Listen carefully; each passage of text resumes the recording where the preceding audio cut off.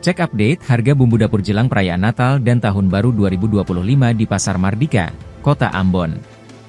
Per Senin 2 Desember 2024 hari ini, hanya sejumlah barang mengalami kenaikan. Sementara lainnya masih stabil, bahkan ada yang turun harga nih. Harga cabai keriting misalnya, dari Rp35.000 per kilogram turun menjadi Rp20.000 per kilogram. Hal yang sama juga terhadap komoditi tomat. Saat ini tomat dibanderol Rp20.000, dari harga sebelumnya melonjak hingga Rp30.000. Berbeda dengan cabai rawit yang mengalami peningkatan dari Rp50.000 per kilogram, menjadi Rp60.000 per kilogram. Sementara untuk harga bawang masih stabil, yakni bawang merah Rp45.000 dan bawang putih Rp40.000 per kilogram. Menurutnya, harga bahan dapur akan terus meningkat jelang perayaan Natal dan Tahun Baru.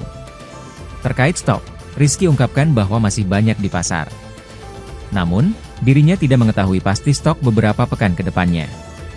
Stok komoditi yang diperoleh Rizky berasal dari Surabaya, Makassar, Manado, Kobisonta, dan Namlea.